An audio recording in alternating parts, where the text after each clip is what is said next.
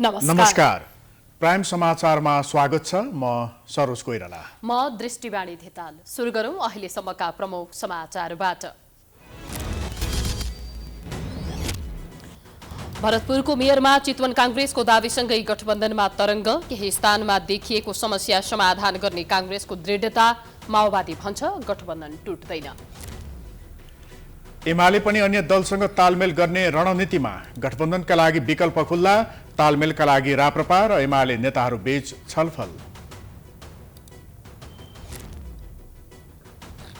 निर्वाचनको तयारी तीव्र पार्दै आयोग। सेनाको घेरामा 1,94,00,000 थान मतपत्र छाप्न सुरु।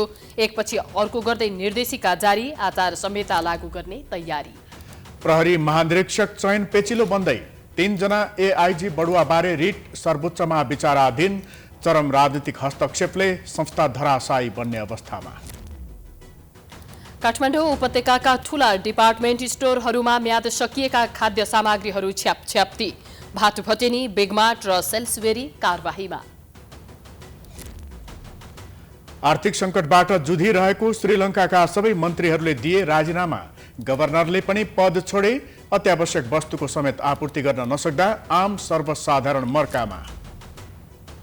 र त्रिकोणात्मक टी20 सिरिजको उपाधि नेपाललाई। फाइनलमा पीएनजी 50 रनले पराजित। दिपेन्द्र सिंह ऐरीको टी20 आईमा 1000 रन।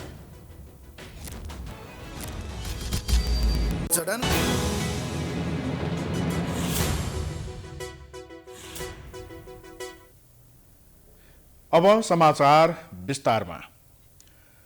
भरतपुर महानगरपालिकामा नेपाली कांग्रेसले नेतृत्वमा दाबी गरेपछि देशैभरि गठबन्धन धर्मराउँछ कि भन्ने आशंका बढेको छ। केही कांग्रेस र माओवादी नेताहरूका अभिव्यक्तिमा पनि केही संशय देखिएको अवस्थामा भरतपुरमा कुरा नमिले पनि गठबन्धनमा कुनै असर नपर्ने दुवै दलले जनाएका छन्। एक रिपोर्ट। नेपाली कांग्रेसको केन्द्रीय समितिले स्थानीय आवश्यकताका आधारमा सत्ता गठबन्धनका दलहरूसँग चुनावी तालमेल गर्ने निर्णय गरेसँगै तालमेलको बाटो खुलेको थियो। तर बेला बेलामा नेताहरूका विवादास्पद अभिव्यक्तिले संशय पनि पैदा गरेको छ। यस्ता अभिव्यक्तिलाई अन्तिम समयमा बार्गेनिङ गर्ने रणनीतिका रूपमा लिन सकिने नेताहरूले जनाएका छन्। कुनै स्थानीय तहमा कुन दलका कुन उम्मेद्वारलाई अघि सार्ने भन्ने विषयमा स्थानीय तहमा छलफल भइरहेको नेताहरूले जनाएका छन्। यो पटकको निर्वाचनमा कांग्रेस कार्यकर्ता रुख बाहेक अन्य चुनाव चिन्हमा भोट हाल्ने छैनन् भनेर बोल्ने कतिपय कांग्रेस नेताहरूले अहिलेसम्म पनि कांग्रेस एक्लै चुनाव लड्नुपर्छ भनेर बोल्न छाडेका छैनन्। त्यस्तै कांग्रेससँगको तालमेल सम्मानजनक हुन नसके एमालेसँग मिल्न सकिने भनेर कतिपय माओवादी नेताहरूले पनि घुर्काउन छाडेका छैनन्। तर गठबन्धन अगाडि बढ्छ भन्ने धारणा राख्ने नेताहरू भने तालमेललाई अन्तिम रूप दिनु अघिका यी र यस्ता अभिव्यक्तिहरूले तालमेलमा कुनै असर नपार्ने धारणा राख्छन्। नेपाली कांग्रेसका प्रवक्ता प्रकाश शरण महतका अनुसार गठबन्धन पूर्ण रूपमा समस्या मुक्त छैन, तर यसमा सुल्झाउनै नसकिने खालका समस्या पनि छैनन्। डाक्टर महतका अनुसार देशैभरि समान रूपले गठबन्धन नहुन पनि सक्छ। अप्ठ्याराहरू छन्, त्यसमा कतिपय ठाउँमा जोखिम पनि छ। यसलाई व्यवस्थापन गर्न त्यति सजिलो पनि छैन। तैपनि त्योतर्फ हामी उन्मुख छौँ। तल्लो तहसम्म छलफल भइरहेको छ विभिन्न तहको संयन्त्रमा। त्यसले अवश्य पनि मलाई लाग्छ सामञ्जस्यतामा हामी पुग्नलाई मद्दत गर्छ। त्यस्तै बाहिर चर्चा भए जस्तो गठबन्धनभित्र समस्या नरहेको माओवादी केन्द्रका नेता दिनानाथ शर्माको दाबी छ। सबैभन्दा पेचिलो बनेको भरतपुर महानगरपालिकाको मेयरमा माओवादी केन्द्रको दाबी स्वाभाविकै भएको, तर कुरा नमिले पनि गठबन्धनमा कुनै समस्या नआउने उनको दाबी छ। हाम्रो पहिलाको मेयरले जे जस्तो राम्रो काम गर्नुभएको छ, परिणाम दिनुभएको छ, त्यहाँ पारदर्शिता छ, सुशासन पनि छ, डेभलपमेन्टको प्रसङ्गमा उदाहरण पनि छ, महिला पनि हो। त्यस कारणले पनि एउटा महिला भएको नाताले, पारदर्शी भएको नाताले, इमान्दारीपूर्वक जनताको बिचमा काम गरेको र जनताको सेवामा समर्पित भएका कारणले त्यो दाबी चाहिँ स्वाभाविक हुन्छ र त्यो दाबी अनुसार माथिबाट निर्णय हुन्छ भन्ने मलाई विश्वास छ। भरतपुर माओवादीको भागमा पर्छ कि पर्दैन, गठबन्धनले टुङ्गाउँछ। परे पनि नपरे पनि गठबन्धन टुट्दैन। जे होस्, सत्ता गठबन्धनका सबै दलले स्थानीय तहको निर्वाचनमा गठबन्धन सहित जाने निर्णय गरिसकेका छन्। त्यसैले गठबन्धन हुनेमा दुविधा छैन, तर चुनावको मुखैमा आइपुग्दा समेत नेताहरूले एकअर्कालाई गर्ने घोचपेच कम भएन भने त्यसको प्रतिकूल असर पनि चुनावमा देखिने निश्चित छ।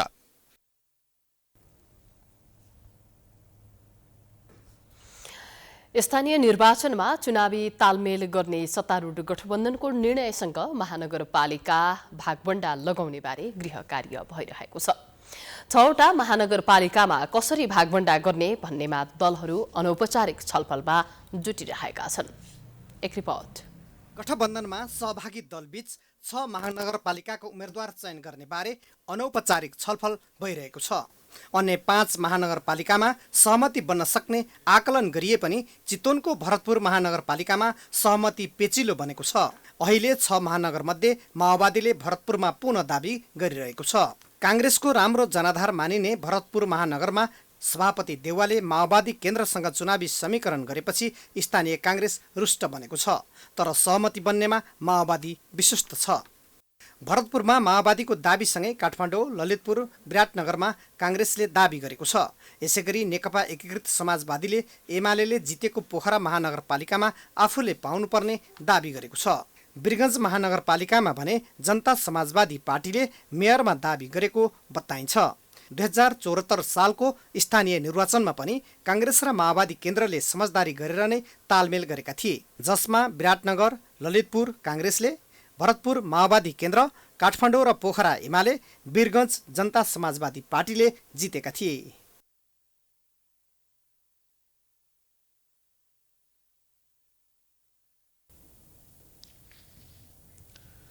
सत्तारूढ दलहरूबीच चुनावी तालमेलको मोडालिटीबारे छलफल भइरहँदा केही साना दलहरू पनि सबैभन्दा ठूलो दल नेकपा एमालेसँग गठबन्धनबारे छलफलमा छन्। एमाले पनि दलहरूसँग सहकार्यको ढोका सधैँ खुल्ला रहने भन्दै त्यस्तो गठबन्धन गर्न तयार रहेको छ।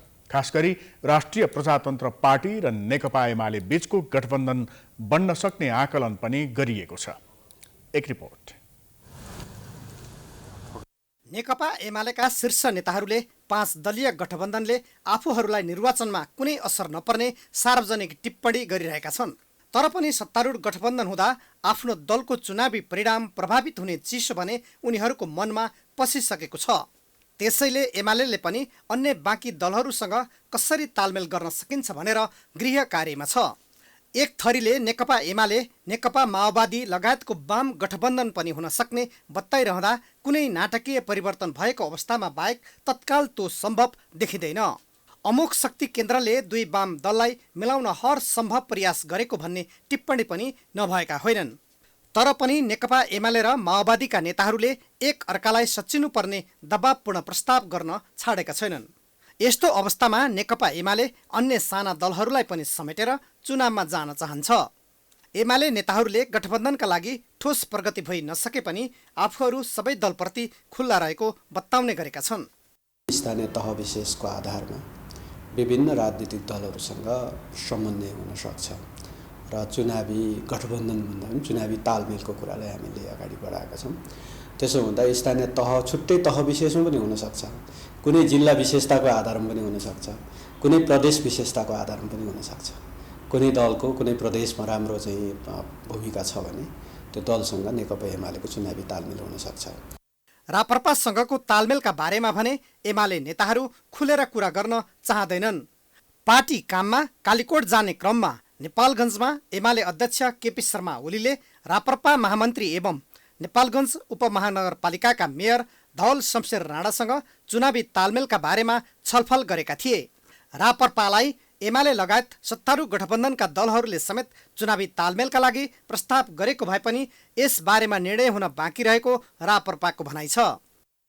एमालेसित मात्रै होइन, काङ्ग्रेसले पनि, माओवादीले पनि, समाजवादीले पनि प्रस्तावहरू गरिरहेछ। वार्ता भयो, त्यसमा चाहिँ कुराहरू आछ, तर त्यसले आकार लिइसकेको छैन। उहाँहरू दुईजनाको बिचको खड्गप्रसाद ओली र हाम्रो महामन्त्री धवल शमशेरको बिचमा वार्ता भएको छ। उहाँले त्यस किसिमको प्रस्ताव पनि गर्नुभएको भन्ने आछ, तर हामीले छलफल गर्न बाँकी छ। त्यसो त राप्रपा छोडेर राप्रपा नेपाल बनाएका कमल थापा पनि एमालेप्रति नरम छन्। चितवन महाधिवेशनमा एमालेको खुलेर प्रशंसा गरेको भन्दै त्यति बेला थापाको आलोचना पनि भएको थियो। कमजोर सङ्गठनका कारण थापा पनि केही स्थानमा भए पनि एमालेसँग तालमेल गर्ने पक्षमा रहेको बताइन्छ। यसअघिको सङ्घीय संसदको निर्वाचनमा पनि झापामा एमाले राजेन्द्र लिङ्गदेनलाई सघाउने र रापरपाले एमाले अध्यक्ष केपी शर्मा ओलीलाई सघाउने गरी तालमेल भएको थियो। यसरी सत्ता गठबन्धनलाई धक्का दिने गरी एमाले पनि अन्य दलहरूसँग मिलेर चुनावमा जाने स्थिति बन्दा परिणाम थप रोचक बन्न सक्ने देखिन्छ। प्राइम टाइम्स एचडीका लागि क्यामेरामा अमृत भट्टका साथ हेमराज खड्का, काठमाडौँ। अब बाँकी समाचार। प्रधानमन्त्री शेरबहादुर देउवाले भारत भ्रमण सकेर स्वदेश फर्किएपछिको पत्रकार सम्मेलनमा आफू उपस्थित नभएपछि विभिन्न टीका टिप्पणी भइरहेको छ। कतिपयले भारत भ्रमणपछिको पत्रकार सम्मेलनमा देउवा नदेखिएकोमा प्रश्न उठाएका छन्, तर जानकारहरू परराष्ट्र मन्त्रीले प्रधानमन्त्रीको प्रतिनिधिको रूपमा भ्रमणको जानकारी गराएकाले प्रश्न उठाउनु ठिक नभएको प्रतिक्रिया दिएका छन्। पूर्व परराष्ट्र मन्त्री तथा नेपाली कांग्रेसका प्रवक्ता प्रकाश शरण महतका अनुसार प्रधानमन्त्रीको प्रतिनिधिका रूपमा परराष्ट्र मन्त्रीले भ्रमणबारे जानकारी गराएका हुन्। परराष्ट्र मन्त्रीलाई जिम्मेवारी दिनुभयो सम्पूर्ण कुरा त्यहाँ एक्सप्लेन गर्नु, त्यस्तो हुन्छ। त्यसरी पनि त्यो विभिन्न उदाहरणहरू छन्, त्यस्तो गर्न सकिन्छ। आफैले त्यो प्रेस मिट गर्नै पर्छ भन्ने त्यस्तो छैन। आफ्नो तर्फबाट जिम्मेवारीहरू चाहिँ दिन सकिन्छ।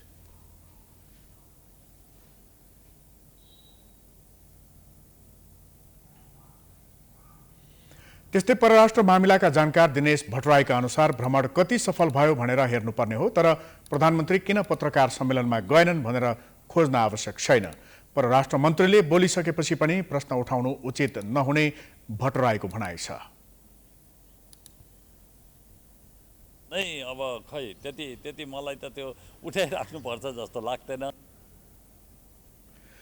दुई देशबीचको लामो समयको संवादहीनता तोडिएकाले र कुनै विवादित सम्झौता नभएकाले अहिलेको भ्रमणलाई फलदायी मानिएको छ। त्यसैले ससाना विषयलाई ठूलो रूप दिनु उपयुक्त नहुने जानकारहरू बताउँछन्।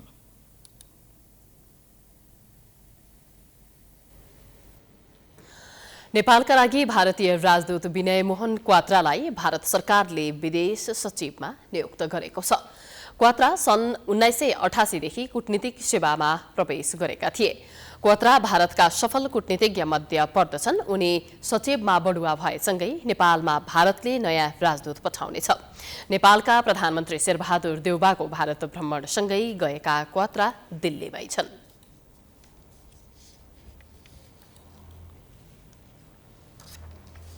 सर्वोच्च अदालतमा दायर रिट निवेदन किनारा नलाग्दै काठमाडौँको बसन्तपुर स्थित काष्ठमण्डपको उद्घाटन भएको छ।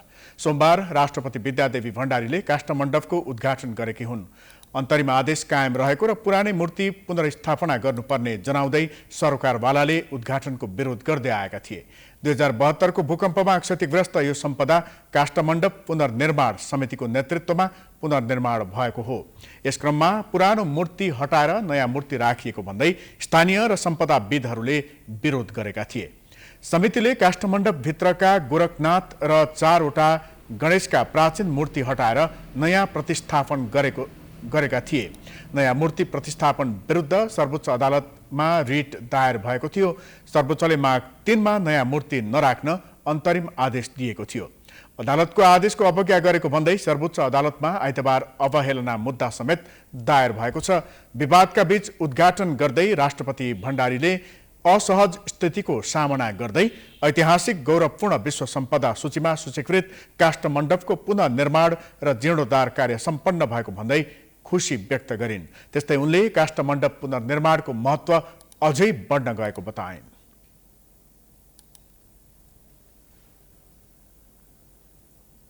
र समुदायको सक्रियतामा सम्पन्न यस पुनर्निर्माणको महत्त्व अझै बढ्न गएको छ। समारोहमा राष्ट्रपति भण्डारीले पुनर्निर्माण कार्य र सम्पदा संरक्षणमा योगदान दिने व्यक्तित्वहरूलाई सम्मान गरेकी थिइन्। ऐतिहासिक काष्ठमण्डपको अवलोकन पनि उनले सो अवसरमा गरेकी थिइन्।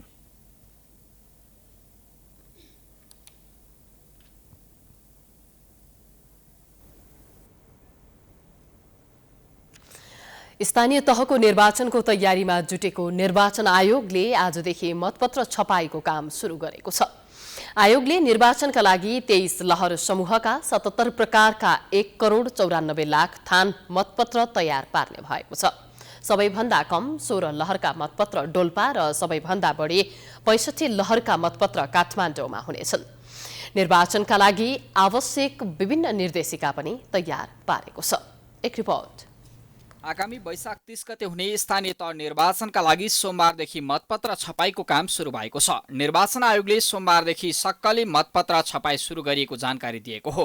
अहिलेसम्म 1,80,000 नमुना मतपत्र छापिसकेकाले अब सक्कली मतपत्रको छपाई कार्य सुरु गरिएको बताइएको छ। दुर्गम ठाउँमा मतपत्र पुग्नका लागि धेरै समय लाग्ने भएकाले सुरुमा दुर्गम ठाउँका लागि मतपत्र छापिने आयोगका प्रवक्ता शालिग्राम शर्मा पौडेलले जानकारी दिए। कुल मतपत्र मध्ये 8 देखि 25% जगेडा मतपत्र छापिने उनले बताए।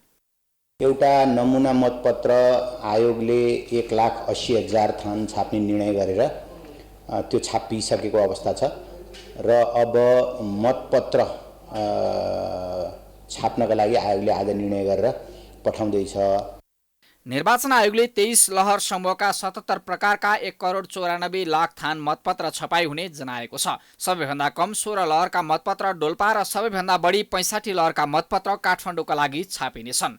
मतपत्र छपाई कार्य जनक शिक्षा सामग्री केन्द्रमा जारी रहेको पनि बताइएको छ। आयोगले स्थानीय तह निर्वाचन 2079लाई व्यवस्थित र प्रभावकारी तरिकाले सम्पन्न गर्न आवश्यक पर्ने निर्वाचन तथा मतदाता शिक्षा निर्देशिका 2078 स्वीकृत पनि गरेको छ। आयोगले निर्वाचन तालिम व्यवस्थापन तथा सञ्चालन निर्देशिका 2078, मतदान निर्देशिका 2078 र मतगणना निर्देशिका 2078 स्वीकृत गरी कार्यान्वयनमा ल्याएको जानकारी दिएको छ। आयोगलाई स्थानीय तह निर्वाचन 2079लाई व्यवस्थित र प्रभावकारी तवरले सम्पन्न गर्न आवश्यक पर्ने निर्वाचन तथा मतदाता शिक्षा निर्देशिका 2078, निर्वाचन तालिम व्यवस्थापन तथा सञ्चालन निर्देशिका 2078, मतदान निर्देशिका 2078 र मतगणना निर्देशिका 2078 आयोगबाट स्वीकृत भई कार्यान्वयनमा आएका छन्। 30 वैशाखमा एकै चरणमा हुन थालेको स्थानीय तह निर्वाचनका लागि 1,77,33,723 मतदाता कायम भएका छन्। कुल मतदाता मध्ये 89,92,010 जना पुरुष र 87,41,530 जना महिला छन्। त्यसैगरी यौनिक अल्पसंख्यक मतदाताको संख्या 183 रहेको बताइएको छ।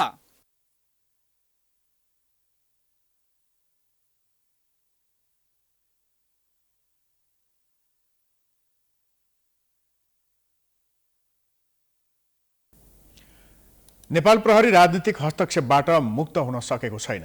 नयाँ प्रमुख बन्ने बेलामा राजनीतिक नेतृत्वले आफ्नो अनुकूल पात्र छान्न खोज्दा यो विषय सधैँ गिजोलिने गरेको छ। चुनावको मुखमा नयाँ प्रहरी प्रमुख बन्ने क्रममा पनि यही नियति दोहोरिने निश्चित जस्तै भएको छ। एक रिपोर्ट।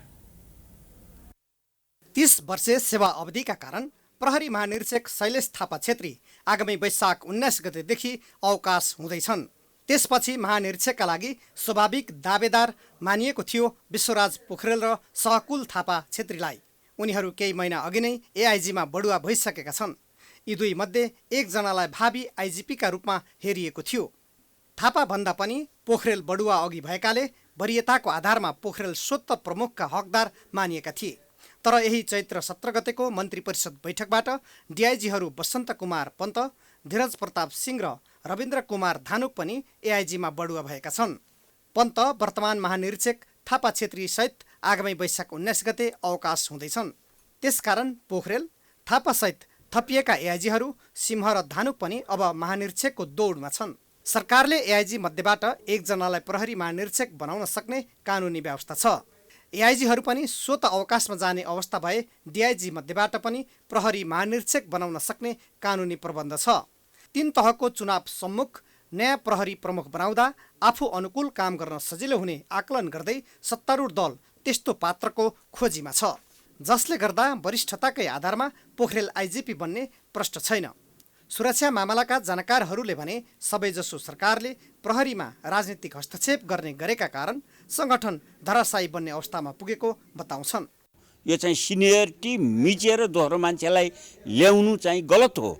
यसले के हुन्छ भने सम्पूर्ण चाहिँ फोर्समा चाहिँ नकारात्मक प्रभाव पार्छ र राजनीतिक नेताहरूलाई खुसी बनायो भने आफ्नो चाहिँ कार्य सम्पादन होइन निम्न स्तरको भए पनि केही फरक पर्दैन भन्ने खालको प्रवृत्ति चाहिँ अरू अधिकृतहरूमा पनि पलाउँदै जान्छ। राजनीतिक स्वार्थ भएपछि के हुन्छ भनेपछि विभिन्न स्वार्थमा मान्छेहरूलाई तानिन्छ। त्यो तलको हुनसक्छ, माथिको पनि हुनसक्छ होइन।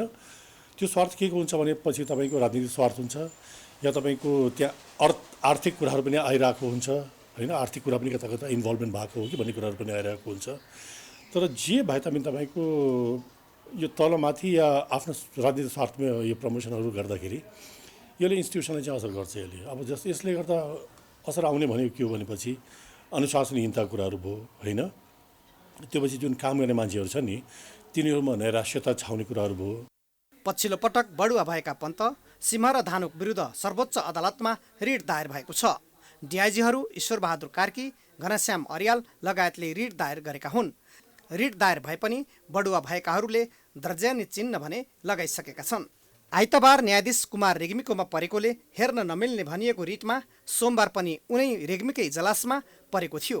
जानकारहरूका अनुसार नेपाल प्रहरीमा राजनीतिक तहबाट चरम हस्तक्षेप हुन थालेको चाहिँ 2046 सालको परिवर्तनपछि हो।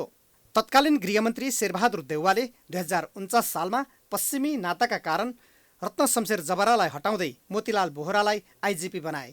जबरालाई हटाउन त्यसबेला देउवाले प्रहरी नियमावली संशोधन गर्दै 30 वर्ष सेवा अवधि लागू गराएका थिए। त्यस यता प्रहरी सङ्गठन चरम राजनीतिक हस्तक्षेपको शिकार बन्दै गएको छ। Political bureau, prime times HD, Kathmandu. Corona कहरका कारण स्वदेश फर्किएका विद्यार्थीहरू आफू पढेको मुलुक जान नपाएपछि निकै समस्यामा परेका छन्। सरकारले बल्ल चासो देखाएको छ, तर निकै दुःखका साथ लाखौं रकम तिरेर पढेका उनीहरू यति बेला घर घातको अवस्थामा पुगेका थिए। सरकारले चासो देखाएको भए पनि विद्यार्थीहरू भने अझै विश्वस्त हुन सकेका छैनन्। एक रिपोर्ट। BS र BDS MD अध्ययन गर्न चीन पुगेका विद्यार्थी कोरोनाका कारण बिचैमा स्वदेश फर्किएका थिए। नेपाल फर्किएको पनि 2 वर्ष पुग्न लाग्यो, तर उनीहरू पुनः चीन फर्किन पाएका छैनन्, न त नेपालमै पढ्न पाएका छन्। चीन प्रवेशमा रोक लगाइएकोले विद्यार्थी सम्बन्धित विश्वविद्यालय र शिक्षण संस्थामा फर्किन पाएका छैनन्। विद्यार्थीहरूले यस विषयमा सम्बन्धित निकाय समक्ष आफ्नो समस्या समाधान गर्न आन्दोलनका कार्यक्रम पनि गरे, तर उनीहरूको माग सुन्न कोही तयार भएनन्। मन्त्री परिषद बैठकले पुसमा सन् 2016 यताका विद्यार्थीलाई पनि नेपालमै इन्टर्नसिप पूरा गर्न सैद्धान्तिक स्वीकृत दिने निर्णय गरेको थियो, तर उक्त निर्णयमा चिकित्सा शिक्षा आयोग र मेडिकल काउन्सिल सकारात्मक नहुँदा कार्यान्वयन हुन सकेको थिएन। यता शिक्षा मन्त्रालयले विद्यार्थीलाई इन्टर्नसिप पूरा गर्न सम्बन्धित मुलुकको विश्वविद्यालयमा फिर्ता पठाउने निर्णय गरेको थियो। कहिले नेपालमा नै अध्ययन पूरा गर्न दिने र कहिले सम्बन्धित मुलुक फिर्ता गराउने सरकारको निर्णयले विद्यार्थी झनै अन्योलमा परेका छन्। केही बाँकी नै रहँदैन नि, फ्युचर नै पुरै अब अहिले त पुरै ब्ल्याङ्क आउट छ।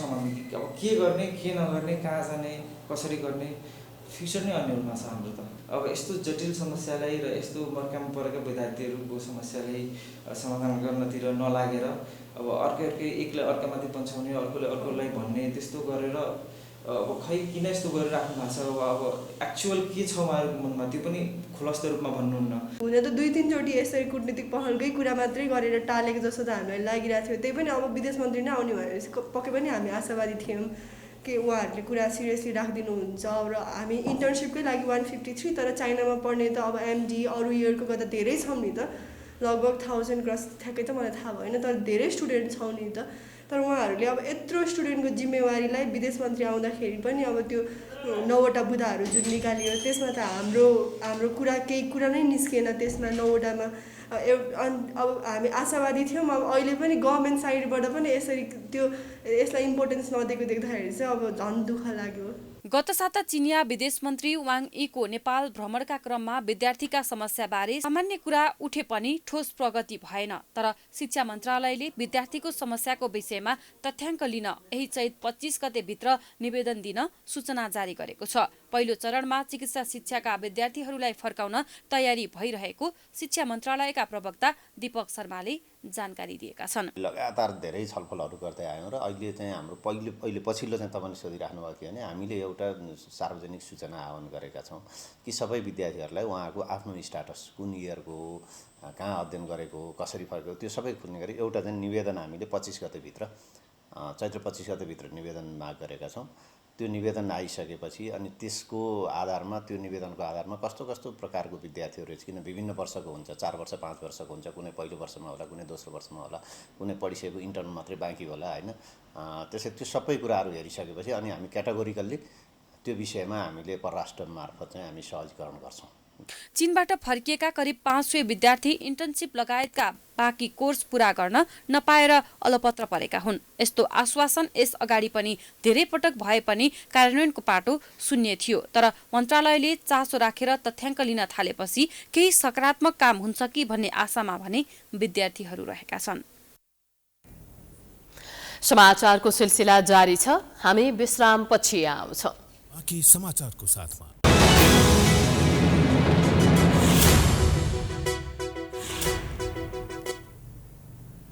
विश्रामपछि स्वागत छ। अब आर्थिक समाचार।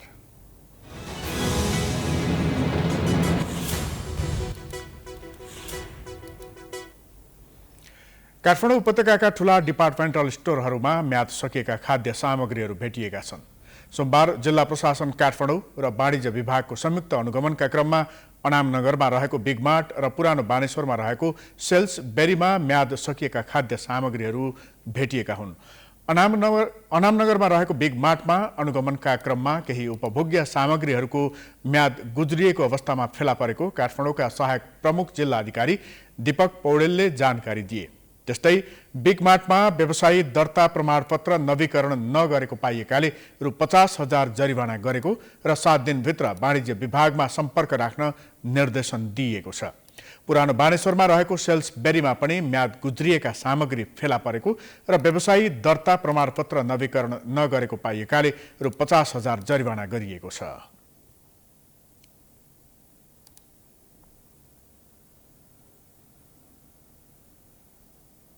रेलवेज क्यास एन्ड क्यारी प्राली सेल्सबेरी पुरानो बानेश्वर स्थित रहेको एउटा उपभोग्य सामान बिक्री गर्ने पसलमा पनि हामी अनुगमन गर्न पुग्यौँ। त्यहाँ अनुगमन गर्ने क्रममा हामीले केही म्याद गुज्रेका सामानहरू पनि हामीले प्राप्त गऱ्यौँ, जस अन्तर्गत हामीले उपभोक्ता संरक्षण ऐन 2075 अनुसार उक्त सेल्सबेरीलाई पनि रु 50,000 जरिवाना तिराउने निर्णय गऱ्यौँ। यसअघि संयुक्त अनुगमन टोलीले कलङ्की स्थित भाट भटेनीमा अनुगमन गर्दा म्याद गुज्रिएको सामग्री फेला पारेपछि कारबाही गरेको थियो। उपभोक्ता संरक्षण ऐन अनुसार उपभोक्ताको स्वास्थ्यमाथि खेलवाड गरेको पाइए आगामी दिनमा कडा कारबाही गर्ने प्रशासन कार्यालयले जनाएको छ।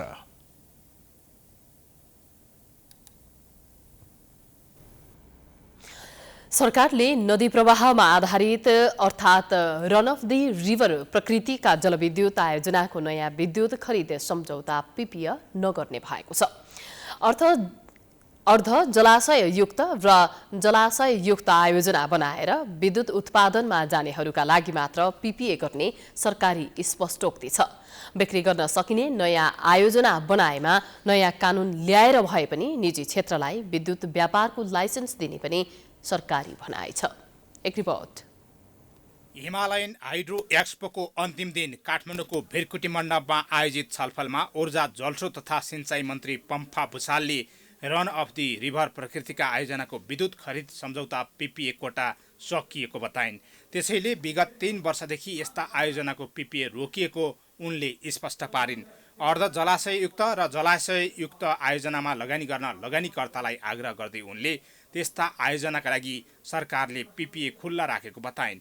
2085 सालसम्म सरकारले 15,000 मेगावाट विद्युत उत्पादन गर्ने लक्ष्य लिएको भन्दै उनले त्यसका लागि अब सरकारी र निजी क्षेत्रको ध्यान जलाशययुक्त आयोजनामा जानुपर्ने मन्त्री भुसालको भनाइ छ। आरओआरको कोटा सक्यो, पिआरओको त छ नि त, स्टोरेजको कोटा त छ नि त। हामीले पिपिए गर्नुहोस् भनेर एमडीलाई निर्णय गर्दैछौँ बोर्डबाट एकलौटी। पहिला 100 मेगावाट मात्र एमडीले गर्नुहुन्थ्यो, हामीले 100 भन्दा माथिको सबै गरिदिनुहोस्। स्टोरेज कोही गर्न आउनुहुन्छ दिनुहोस्, पिआरओ आउनु चाहिँ दिनुहोस् भनेर 2 वा 3 महिना पहिला हामी निर्णय गर्थ्यौँ। यो सत्य हो।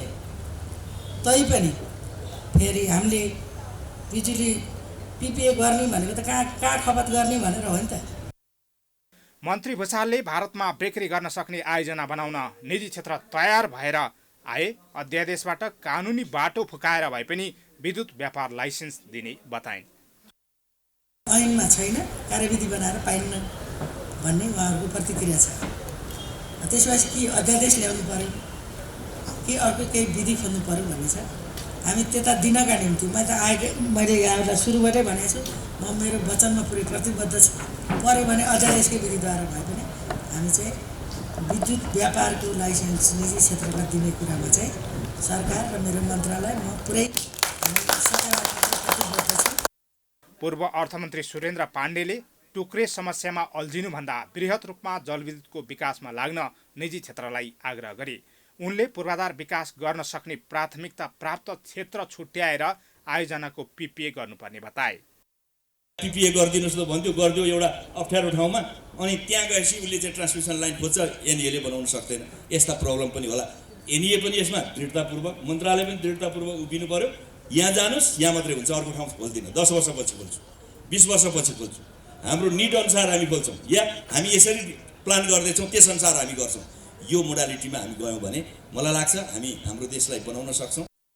आयोजक स्वतन्त्र ऊर्जा उत्पादकहरूको संस्था नेपाल इपानले 10,000 मेगावाट भन्दा बढी क्षमताका आयोजनाको विगत 3 वर्षदेखि पिपिए रोकिएको भन्दै आपत्ति जनाएपछि सरकारले जलाशययुक्त आयोजनामा लगानी गर्न आग्रह गरेको हो। कार्यक्रममा सहभागीहरूले नेपालमा विद्युतको खपत बढाउने विषयमा सबैको ध्यान जानुपर्ने बताएका थिए। विद्युतको गुणस्तर वृद्धि, प्रसारण र वितरण प्रणालीको आधुनिकीकरण, कानुनी सुधार लगायतका विषयमा सरकारको ध्यानाकर्षण गराएका थिए।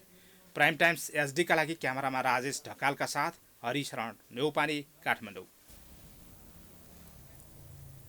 नेपाल लाइफ इन्सुरेन्स कम्पनी लिमिटेडले आज वीरगञ्जमा 21औं वार्षिक साधारण सभा सम्पन्न गरेको छ।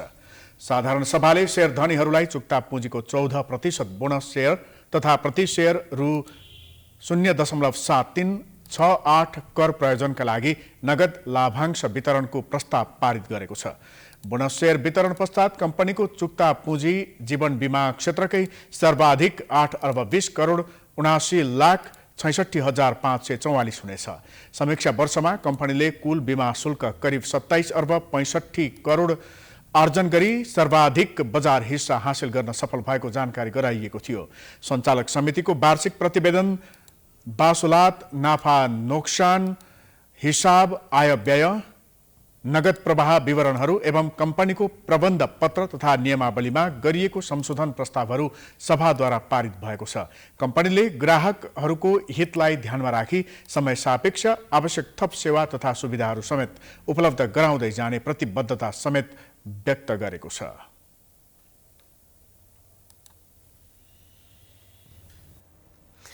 अब अन्तर्राष्ट्रिय समाचार।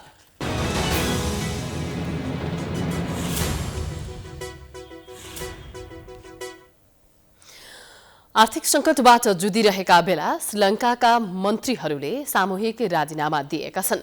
प्रधानमन्त्री महिन्दा राजपाक्ष बाहेक श्रीलङ्काका सबै 26 जना मन्त्रीहरूले सामूहिक राजीनामा दिएका हुन्। चरम आर्थिक सङ्कटका कारण श्रीलङ्काका नागरिकहरूको आक्रोश बढ्दो रूपमा रहेको छ। सरकार विरुद्ध सडकमा प्रदर्शन हुन थालेपछि र लुटपाटका घटना बढेपछि देशभर कर्फ्यू लगाइएको छ। सो कर्फ्यूको समेत उल्लङ्घन गर्दै श्रीलङ्काका नागरिकहरू प्रदर्शनमा उत्रिएका छन्। प्रदर्शन रोक्ने प्रयासमा सडकमा सेना परिचालन गरिएको छ। कर्फ्यू उल्लङ्घन गर्दै प्रदर्शन भए लगतै मन्त्रीहरूले सामूहिक राजीनामा दिएका हुन्। सन् 1948 मा बेलायतको उपनिवेशबाट स्वतन्त्र भएको श्रीलङ्का पछिल्लो समय चरम आर्थिक सङ्कटका कारण अत्यावश्यक वस्तुको समेत आपूर्ति गर्न नसक्दा आम सर्वसाधारण मर्कामा परेका छन्। श्रीलङ्काको केन्द्रीय बैंकका गभर्नरले पनि सोमबार पदबाट राजीनामा दिएका छन्। गभर्नर अजित काब्रालले मुलुकको आर्थिक सङ्कट आफूले सम्हाल्न नसक्ने अवस्थामा पुगेको भन्दै राजीनामा दिनु परेको उल्लेख गरेका छन्। देशमा आर्थिक सङ्कटसँगै राजनीतिक सङ्कट पनि गहिरिँदै गएपछि जिम्मेवार पदाधिकारीहरूले धमाधम राजीनामा दिन थालेका हुन्। जिम्मेवार पदाधिकारीहरूले नै धमाधम राजीनामा दिन थालेपछि राष्ट्रपति गोटाबाय राजपाक्ष र प्रधानमन्त्री महिन्दा राजपाक्ष थप सङ्कटमा परेका छन्। प्रधानमन्त्री महिन्दा राजपक्ष र राष्ट्रपति गोटाबाया राजपाक्ष दाजुभाइ हुन्।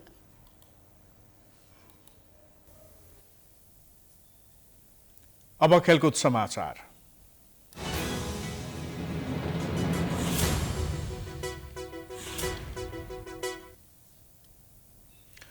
घरेलु टोलीले नेपालले त्रिकोणात्मक T20 अन्तर्राष्ट्रिय क्रिकेट सिरिजको उपाधि जितेको छ। त्रिवी क्रिकेट मैदानमा सोमबार भएको फाइनलमा पपुवा न्यू गिनी PNGलाई 50 रनले हराउँदै नेपालले सिरिजको उपाधि जितेको हो। नेपालले दिएको 169 रनको लक्ष्य पछ्याएको PNGले 16 ओभर 1 बलमा अल आउट हुँदै 118 रन मात्र बनाउन सक्यो। PNGका शेषे वाउले 38 बलमा 1 चौका र छक्का सहित सर्वाधिक 59 रनको योगदान दिए। अन्य ब्याटरले राम्रो प्रदर्शन गर्न सकेनन्। PNGलाई लक्ष्य भेट्न नदिन दिपेन्द्र सिंह ऐरीले 4 विकेट लिए।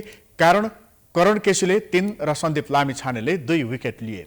त्यसअघि TU क्रिकेट मैदानमा टस हारेर ब्याटिङको निम्तो पाएको नेपालले निर्धारित 20 ओभरमा 6 विकेट गुमाउँदै 138 रन बनाएको थियो। नेपालका दिपेन्द्र सिंह ऐरीले 38 बलमा 5 चौका सहित सर्वाधिक 54 रनमा अभिजित रहे। दिपेन्द्रले 35 बलमा आफ्नो T20I करियरको 5औं अर्धशतक पूरा गरेका थिए। करण केसीले आक्रामक ब्याटिङ गर्दै 12 बलमा 5 चौका र 1 छक्का सहित 33 रनमा अभिजित रहे। PNGका सेमो कमियाले 4 ओभरमा 1 मेडन सहित 28 रन खर्चेर 3 विकेट लिए। ब्याटिङ र बलिङ दुवैतर्फ उत्कृष्ट प्रदर्शन गरेका Dipendra player of the match चुनिए। सिरिजभरि नै राम्रो खेलेको उनै Dipendra player of the series पनि बन्न सफल भए। दिपेन्द्रले 5 खेलमा 255 रन जोडे भने 7 विकेट आफ्नो नाममा लेखाए। नेपाल अपराजित रहँदै च्याम्पियन बनेको हो। लिगमा नेपालले PNGलाई 15 रन र 37 रनले हराएको थियो। मलेसियालाई 6 विकेट र 85 रनले हराएको थियो। यसअघि सन्दीप लामिछानेको कप्तानीमा नेपालले पहिलो पटक सिरिजको उपाधि जितेको छ। सिरिज जित्ने क्रममा नेपालले अपराजित रहँदै लगातार 5 वटा खेल जित्यो। दायाँ हाते ब्याट्सम्यान दिपेन्द्र सिंह ऐरीले क्रिकेट खेलेर एकपछि अर्को सफलता हासिल गरेका छन्। 22 वर्षीय दिपेन्द्रले आज PNG विरुद्ध ब्याटिङ गर्दै सुरुवाती 21 रन जोडेसँगै T20 अन्तर्राष्ट्रियमा 1000 रन पूरा गरे। उनी छोटो 1000 रन बनाउने विश्वका दिग्गज खेलाडीसँग बराबरी गर्न पनि सफल भएका छन्। एक रिपोर्ट। नेपाली क्रिकेटका अलराउन्डर दिपेन्द्र सिंह ऐरीले T20 अन्तर्राष्ट्रिय क्रिकेटमा 1000 रन पूरा गर्दा विश्वका सफल ब्याट्सम्यानको कृतिमान भङ्ग गरेका छन्। कीर्तिपुर स्थित त्रिवी क्रिकेट मैदानमा पपुवा न्युगिनी PNG विरुद्ध ब्याटिङ गर्दै दिपेन्द्रले T20 अन्तर्राष्ट्रिय क्रिकेटमा 1000 रन पूरा गरेका हुन्। PNG विरुद्ध 21 रन जोडेसँगै दिपेन्द्रले 1000 रनको आँकडा पूरा गरेका हुन्। T20 अन्तर्राष्ट्रिय क्रिकेटमा 1000 रन पूरा गर्ने दिपेन्द्र पहिलो नेपाली खेलाडी बनेका छन्। दिपेन्द्रले T20 अन्तर्राष्ट्रियको 34 इनिङ्स खेल्दै 1000 रन पूरा गरेका हुन्।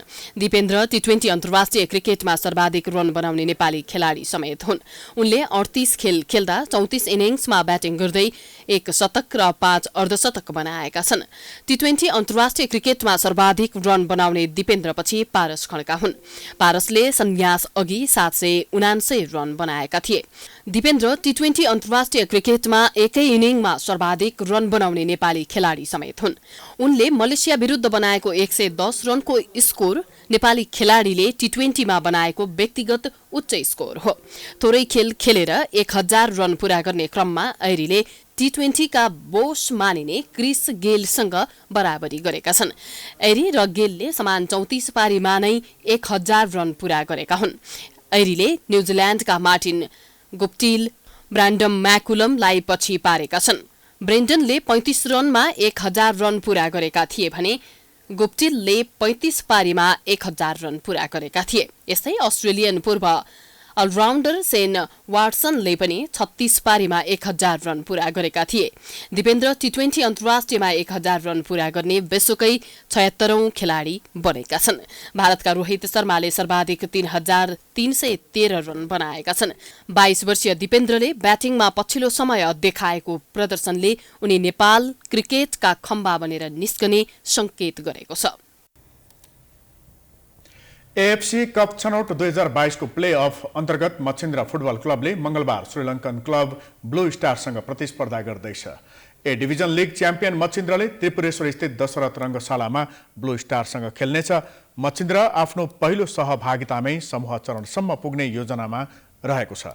मच्छिन्द्रले त्यही अनुसार तयारी गरिरहेको मच्छिन्द्रका मुख्य प्रशिक्षक प्रवेश कटुवालले बताए। प्रशिक्षक कटुवालले विपक्षी टोली राम्रो रहेको र आफ्नो टोलीका परिवर्तन नभएको समेत बताए। हाम्रो टार्गेट भनेको ग्रुप स्टेजसम्म पुग्ने टार्गेट छ हैन। त्यही अनुसार अब प्रेसर त भइहाल्छ किनभने प्रत्येक म्याच नै अब अपोनेन्ट टिम चाहिँ जुनसुकै परे पनि एउटा भाइटल नै हुन्छ हैन। त्यही कारण पनि यो त इन्टरनेसनल म्याच हो हैन। क्लबहरुको चाहिँ पक्कै पनि अब प्रेसर छ। अब त प्रेसरलाई थेकेर चाहिँ अब हामी चाहिँ ग्रुप स्टेजसम्मको टार्गेट लिएको छौँ। पक्कै पनि अब त्यो प्रेसरको अनुसार पनि अब हामीले चाहिँ जित्ने टार्गेट साथ मैदानमा उत्रन्छौँ हामी चाहिँ। त्यस्तै मच्छिन्द्रका कप्तान सुजल श्रेष्ठले टोलीको लक्ष्य दोस्रो चरणभन्दा माथि पुग्ने रहेको बताए। अघिल्लो पटक क्लब लाइसेन्स नभएको कारण मच्छिन्द्रले छनौटको मौका गुमाएको थियो। मच्छिन्द्रको स्थानमा त्रिभुवन आर्मी क्लबले खेलेको थियो। यस खेलको विजेताले दोस्रो चरणमा भारतको मोहन बगानसँग खेल्नेछ, जुन खेल अप्रिल 12 मा हुनेछ।